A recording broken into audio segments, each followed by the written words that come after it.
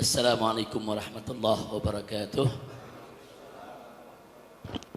Bismillah walhamdulillah wassalatu wassalamu ala rasulillah wa ala alihi wa sahbihi wa mawalah.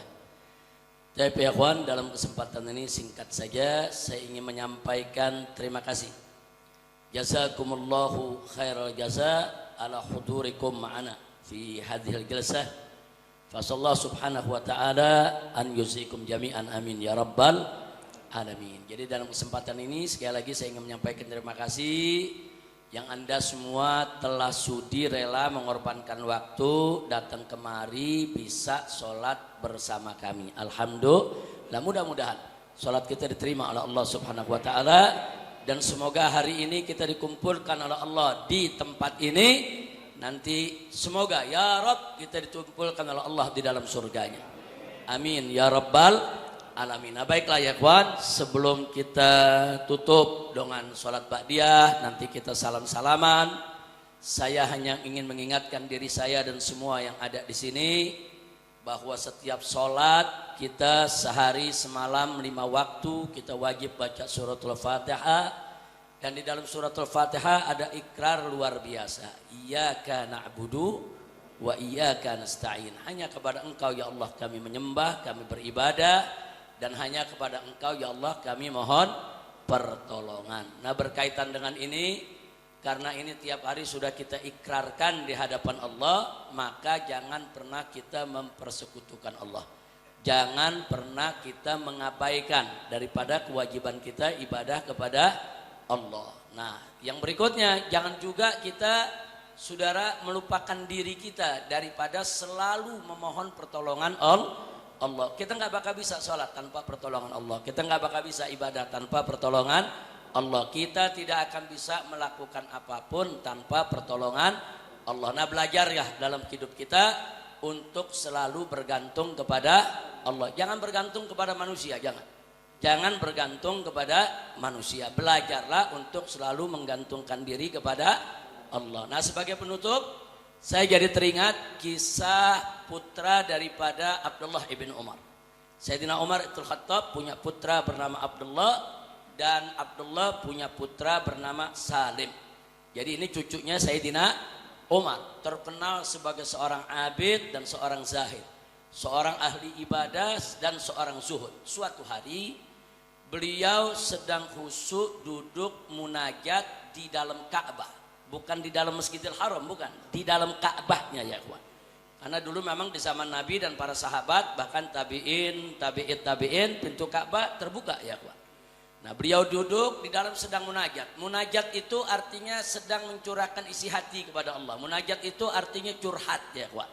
Kalau kita bilangnya curhat, munajat itu kita sedang curhat kepada Allah. Nah, begitu beliau sedang curhat kepada Allah, ibadah di situ, tiba-tiba saudara datang khalifah dengan pasukannya. Saat itu yang menjadi khalifah Hisham ibn Abdul Malik ya kawan.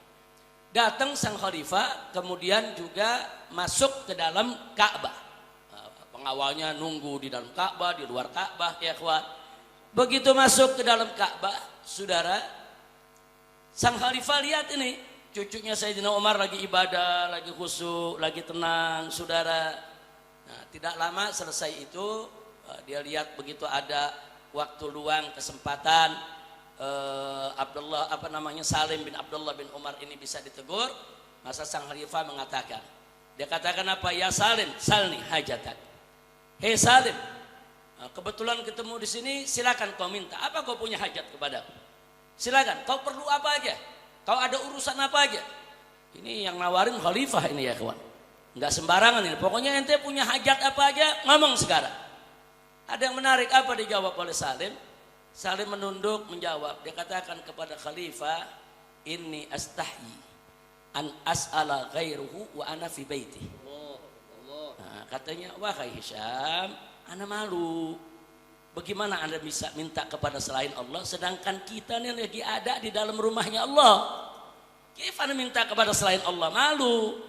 Sang khalifah faham ya kawan, udah kalau segitu dia nggak ngomong apa-apa lagi. Selesai zikirnya dalam Ka'bah, kemudian keluarlah ini yang namanya Salim.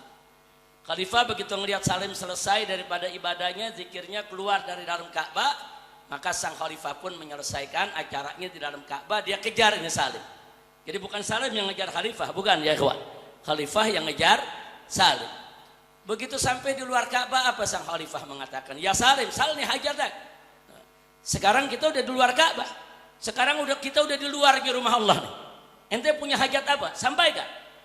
Kemudian Salim bertanya kepada sang khalifah, baik, sya'nud dunya amil akhirah. Ini yang ente tawarkan kepada ana nih urusan dunia apa urusan akhiratnya yang mesti ana minta? Nah, si khalifah mengatakan, ya tentu urusan dunia dong. Kalau urusan akhirat nggak mungkin si khalifah bisa ngasih urusan dunia. Apa yang ente punya hajat? Nah, setelah dijawab begitu, Salim mengatakan, apa dikatakan? Wallahi, demi Allah, katanya. Kata Salim, saudara, lam as'alid dunya mimman yamlikuha. Aku tidak pernah minta dunia kepada zat yang memilikinya. Wa kaifa as'alud dunya, bagaimana aku harus meminta dunia mimman lam yamlikuha? Bagaimana aku minta dunia dari orang yang enggak memiliki dunia itu? Maksudnya Allah aja pemilik dunia, anda enggak pernah minta dunia sama Allah. Terus ente kan nggak memiliki dunia, bagaimana anda bisa minta sama ente yang nggak memiliki dunia? Habis ngomong begitu langsung jalan Salim ya ikhwan. Si khalifah bengong aja ya ikhwan. Nah, ada pelajaran apa yang kita dapat dari sini? Nah, kita diajarkan oleh Salim bin Abdullah bin Umar radhiyallahu anhum, gantungkan harapan kita semua kepada Allah. Jangan menggantungkan harapan kepada manusia ya ikhwan. Itu satu pelajaran luar biasa. Pelajaran yang kedua ya ikhwan, yang beliau tunjukkan kepada kita, saudara, jangan merendahkan diri kita kepada orang lain hanya karena jabatan dan harta benda mereka. Jangan, mereka mau setinggi apapun jabatannya, sehebat sebanyak apapun harta bendanya, saudara, semua itu tidak akan pernah ada artinya, saudara, di hadapan keagungan kemuliaan Allah Subhanahu wa Ta'ala. Dan yang terakhir, yang ketiga, pelajaran apa yang diberikan oleh Salim, saudara? Di sini kita bisa lihat, saudara, jangankan dalam soal yang munkar. Ini dalam soal minta dunia, saudara. Salim lagi ngajarin sang khalifah. Ini kan teguran buat sang khalifah, udahlah. Kau nggak sesombong dengan kau punya harta. Kau nggak sesombong kau punya kedudukan. Nggak usah nawarin ini itulah, Allah yang maha besar, yang kekayaannya begitu banyak. Anda malu minta dunia, apalagi sama ente. Artinya Salim ini sedang berdakwah sekaligus amar ma'ruf nahi munkar kepada sang khalifah tadi, tapi dengan cara yang santun, lembut, tapi menusuk ya ikhwan. Menyadarkan sang khalifah. Jadi jangan terlalu bangga dengan, oh ini kaya, ini bisa sembarangan seenaknya nawar-nawarin orang. Enggak ada apa-apanya. Kedudukanmu begitu tinggi di hadapan Allah, enggak ada apa-apanya. Kekayaanmu begitu banyak di hadapan Allah, enggak ada apa-apanya. Ini pendidikan yang luar biasa yang diberikan oleh Salim bin Abdullah bin Umar, bukan hanya untuk sang khalifah tapi juga untuk kita semua. Insya Allah mudah-mudahan kita dijadikan oleh Allah sebagai hamba-hambanya yang taat kepada Allah, yang taat kepada Rasulullah, yang tidak berharap kepada siapapun selain kepada Allah, yang selalu kita khususkan ibadah kita hanya untuk Allah, agar kita tidak mempersekutukan Allah dengan apapun dan dengan siapapun, dan kita hanya akan berharap kepada Allah, tidak berharap kepada makhluk. Amin ya rabbal alamin. Itu saja yang bisa saya sampaikan. Sekali lagi terima kasih atas kehadiran Anda semua. Dan perlu diketahui, ini bukan tiap Jumat kita sholat di sini nih. Nah, ini begitu tiap Jumat sholat di sini berubah jadi masjid ini Habib. Hanya karena ada situasi darurat ya ikhwan, untuk menghindarkan jebakan-jebakan orang-orang yang tidak suka perjuangan kita, maka sementara waktu, mungkin 1 kali ini, mungkin 2 kali, mungkin 3 kali kami akan gelar Jumat di tempat ini. Kalau sudah terkendali aman semua, tidak ada masalah, insya Allah saya rutin setiap hari Jumat sholat Jumat di Markas Syariat Mega Mendung. Karena di sana dari pagi juga ada madras ya kawan. Ada madras, ada beberapa kitab yang dibaca oleh Habib Hanif, dibaca oleh Habib Alwi, dibaca oleh Habib Muhammad, dibaca oleh beberapa asatidz yang ada di sana. Jadi madras itu semacam satu jilsah ya kawan, yang memang kita baca beberapa beberapa kitab, dan rutin kita lakukan setiap hari Jumat. Jadi setiap hari Jumat di Markas Syariat Megamendung mulai dari jam 7 pagi kita baca burdah ya kawan. Baca burdah sampai selesai baca burdah, membaca beberapa kitab salaf oleh beberapa ustadz dan seterusnya sampai menjelang azan Jumat. Nah, sampai menjelang azan Jumat. Nah, sebelum azan Jumat kita stop, pengajian selesai.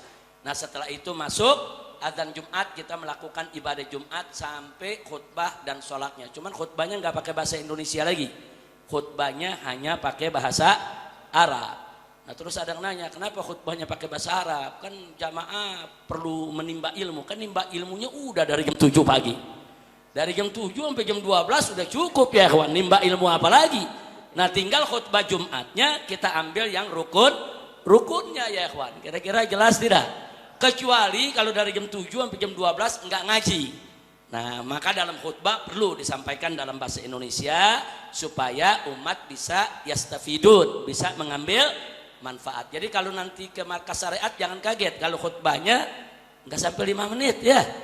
Enggak sampai 5 menit udah selesai itu khutbah. Betul-betul kita khutbah hanya dalam bahasa Arab ya, kawan. Nah, setelah itu biasanya kita jilsah ma'ad duyuf, saya duduk bersama tamu sampai sore.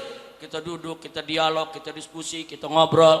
Jadi kalau nanti Anda ada yang mau ketemu, mau duduk, mau ngobrol, ya tempatnya di Megamendung. Saya nggak pernah terima undangan setiap hari Jumat. Setiap hari Jumat tidak pernah, dari dulu saya tidak pernah terima undangan. Karena saya khususkan hari tersebut untuk sholat Jumat di Markas Syariat, kumpul dengan santri, kumpul dengan para asatiz, dan kumpul dengan para tamu ya ikhwah. Nah, insya Allah nanti kita bisa kumpul di sana. Nah, itu saja, silakan Habib Hanif, kita mau salam-salaman dengan semua. Yang setelah salaman nanti silakan untuk langsung sholat ba'diyahnya.